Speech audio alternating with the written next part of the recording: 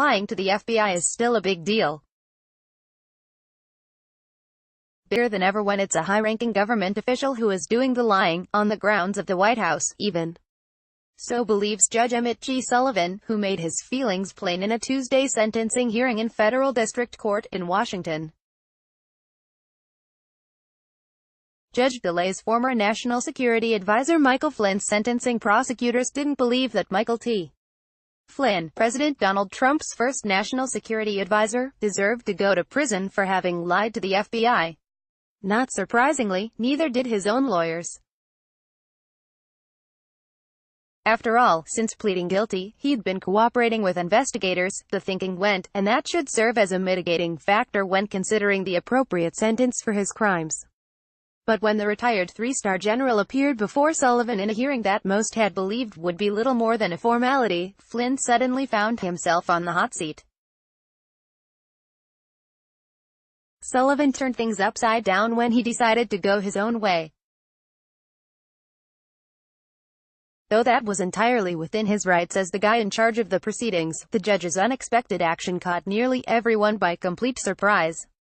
After much confusion, and with Sullivan eventually walking back some of his harshest comments, Flynn's sentencing was put on hold to give him an opportunity to cooperate further.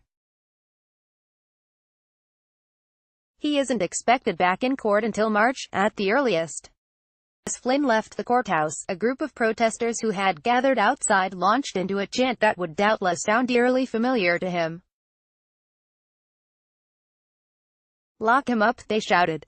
Ex-Trump advisor Roger Stone admits to pushing online lies, settles $100 million lawsuit. It was Flynn, of course, who led delegates at the Republican National Convention in 2016 in chants of "lock her up" because of Hillary Clinton's use of a private email server while she'd been Secretary of State.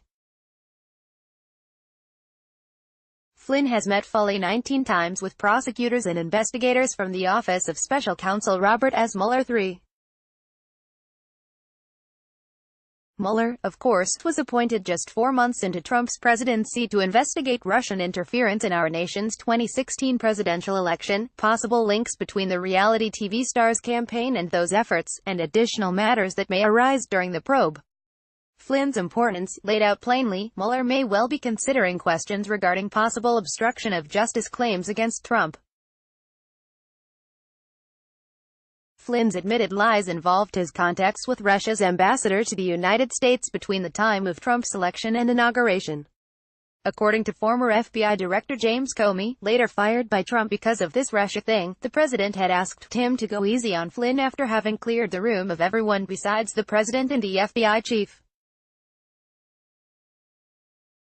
Flynn, no matter how you cut it, is a significant figure in the Russia probe.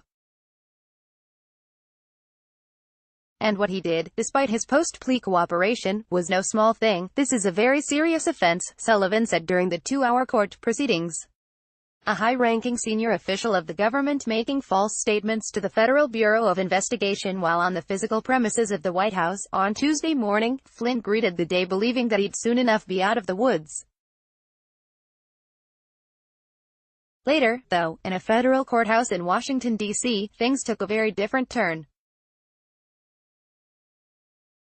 If he's got anything else to remember that could be of help to Mueller, he'd do himself well to recall it quickly.